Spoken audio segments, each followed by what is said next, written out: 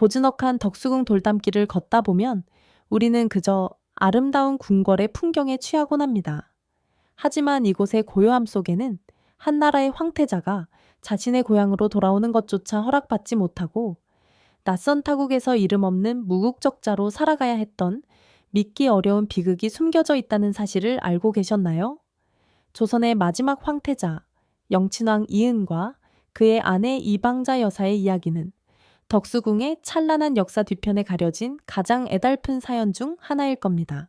한때는 이 땅의 미래였던 이들이 왜 그토록 고단한 삶을 살아야 했을까요? 그들의 운명 속에서 나라는 과연 어떤 의미였을까요?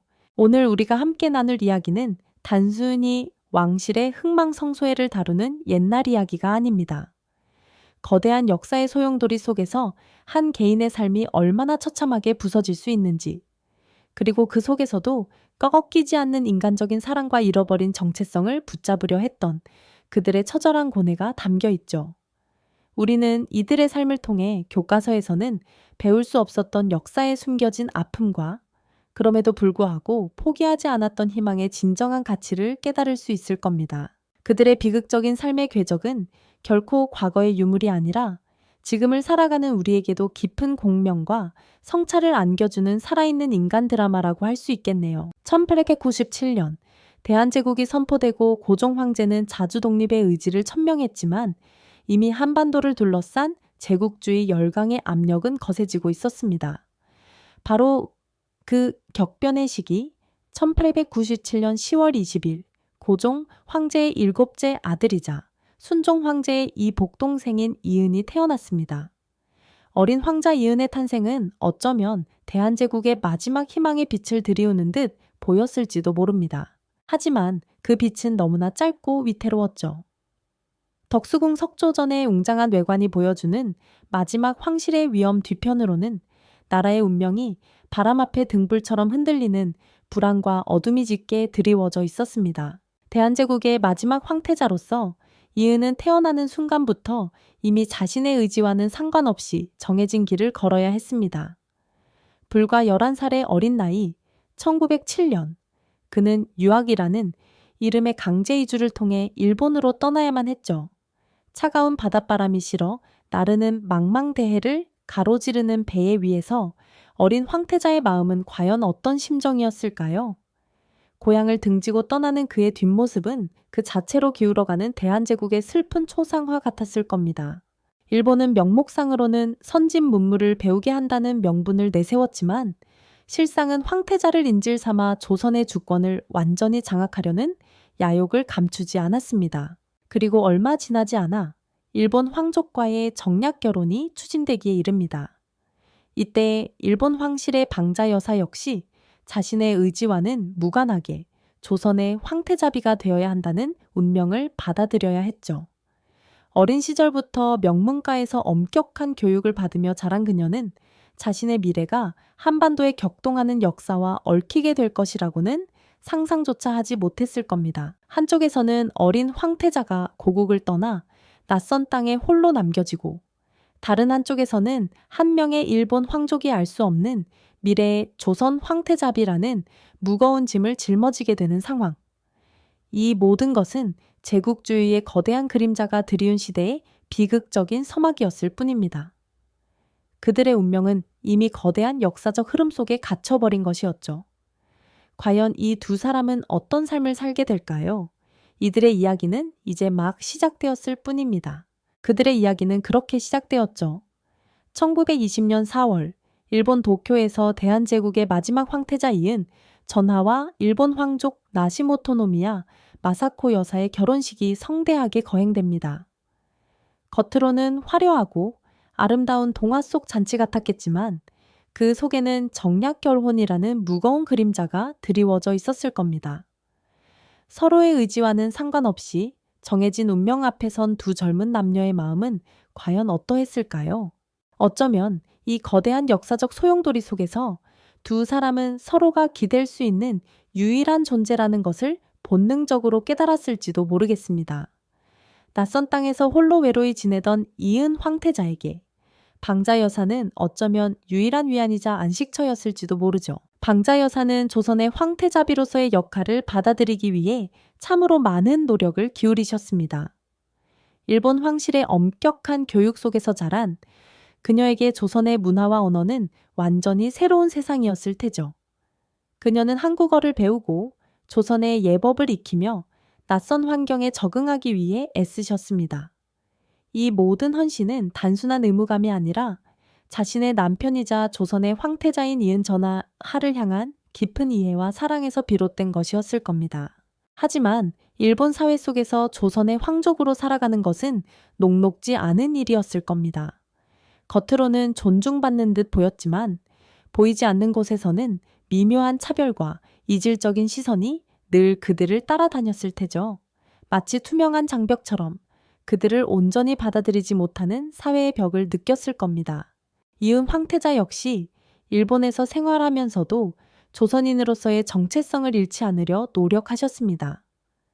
그는 비록 일본 군복을 입고 일본식 교육을 받았지만 마음속으로는 언제나 고국을 그리워하고 자신의 뿌리를 잊지 않으려 애썼을 겁니다. 일본 황실의 일원으로 편입되었음에도 불구하고 그의 내면에는 조국에 대한 깊은 그리움과 함께 자신이 처한 현실에 대한 복잡한 심경이 뒤섞여 있었을 테죠. 마치 흐르는 강물 속에서 자신의 방향을 잃지 않으려는 작은 물고기처럼 그는 시대의 거대한 흐름 속에서도 자신만의 중심을 잡으려 애썼습니다. 그럼에도 불구하고 이은 황태자와 방자 여사는 서로를 의지하며 진실한 사랑을 키워나갔습니다. 격동의 시대 속에서 서로의 존재는 어떤 어려움도 헤쳐나갈 수 있는 든든한 버팀목이 되어 주었을 겁니다. 마치 거친 폭풍 속에서 작은 도치담배가 서로의 그림자에 의지하며 나아가듯 말이죠. 그들은 함께 조선의 미래를 이야기하고 고국에 대한 그리움을 나누며 점차 하나의 운명 공동체로 단단히 묶이게 됩니다. 그리고 1921년 이들에게는 더 큰 희망이 찾아옵니다. 첫 아들인 이진이 태어난 것이죠. 어린 진 왕자의 탄생은 어쩌면 이은 황태자에게는 잃어버린 고국의 빛이자 방자 여사에게는 새로운 삶의 의미를 부여하는 순간이었을 겁니다. 그들은 아이의 작은 손을 잡고 불안한 시대 속에서도 잠시나마 온전한 행복과 미래에 대한 기대를 품었을 겁니다. 한 가정의 평범한 기쁨이 그들에게는 너무나도 간절하고 소중한 순간이었을 테니까요. 이 작은 생명은 두 사람의 삶에 새로운 활력을 불어넣어 주었을 뿐만 아니라 훗날 고국으로 돌아갈 수 있을지도 모른다는 막연한 희망의 상징처럼 느껴졌을지도 모릅니다. 세상의 모든 부모가 그러하듯 그들 역시 아이의 미래를 꿈꾸며 행복한 상상에 잠겼을 겁니다. 하지만 이 행복은 너무나도 짧았습니다. 이 작은 희망의 불꽃은 곧 거대한 비극의 그림자에 가려지게 될 운명이었죠. 과연 이들에게 어떤 시련이 닥쳐올까요? 그토록 바라던 희망의 불꽃은 안타깝게도 너무나도 짧게 타오르다 세워지고 말았습니다. 1922년 갓도를 넘긴 어린 왕자 이진이 갑작스럽게 세상을 떠난 것이죠. 태어난 지 불과 1년 만에 찾아온 이 비극은 이은 황태자 내외에게 마치 하늘이 무너지는 듯한 엄청난 충격과 감당할 수 없는 슬픔을 안겨주었습니다. 잃어버린 고국에서 피어난 한 줄기 희망의 불꽃이 너무나도 허망하게 꺼져버린 순간이었죠. 1945년 기나긴 전쟁의 끝에서 일본 제국이 패망하면서 그들의 운명은 예측할 수 없는 경랑 속으로 휘말려 들어갔습니다. 한때 존귀했던 황족의 지위는 하루아침에 사라지고 그저 평범한 일본인으로 전락했죠. 그러나 더 큰 비극은 따로 있었습니다. 일본은 황실 전범 재산을 몰수하고 황족의 지위를 박탈하는 법률을 제정하며 이은 황태자 부부를 더 이상 자신들의 황족으로 인정하지 않았습니다. 나라를 잃은 슬픔에 이어 조국으로부터마저 외면당한 비극은 한 개인의 삶을 얼마나 처절하게 파괴할 수 있는지를 여실히 보여주는 대목입니다. 그들은 자신들의 정체성과 존재 이유를 잃어버린 채 망양의 아픔 속에서 기약 없는 시간을 보내야 했습니다. 고요한 밤하늘을 보며 멀리 떨어진 고향 땅을 그리워하고 언젠가는 돌아갈 수 있을까 하는 막연한 희망조차 품기 어려웠을 겁니다. 이처럼 이은 황태자 부부의 삶은 거듭되는 비극과 깊은 상실감으로 점철되어 갔습니다. 과연 이들에게는 다시금 고국으로 돌아갈 날이 찾아올 수 있을까요?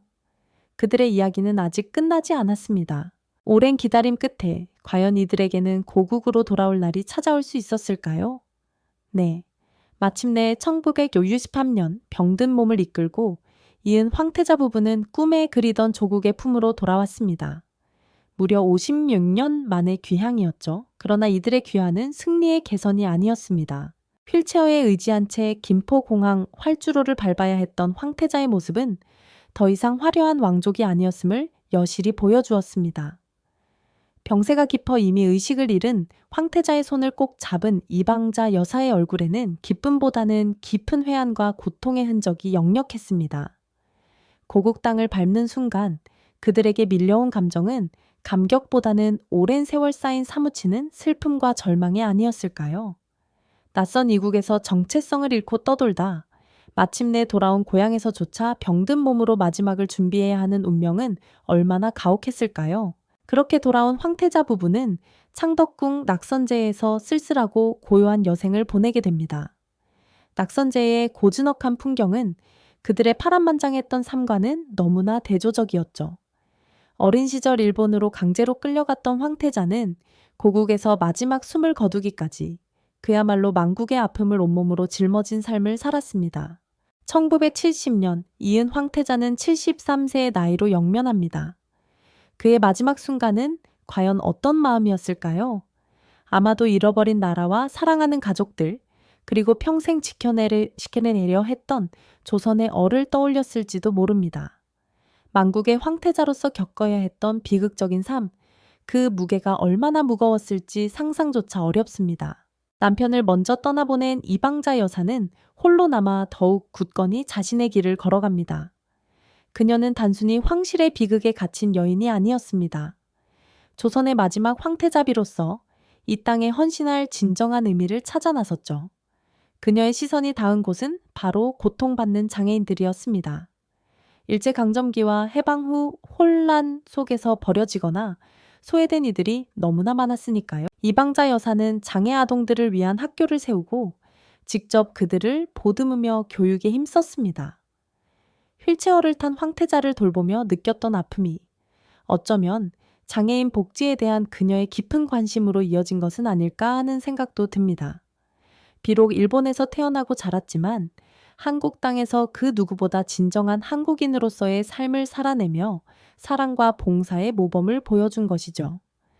그녀의 따뜻한 미소와 헌신적인 손길은 수많은 이들에게 희망의 등불이 되어주었습니다. 그렇게 평생을 고난 속에서도 타인을 위해 봉사하며 살았던 이방자 여사는 1989년 88세의 일기로 영면합니다.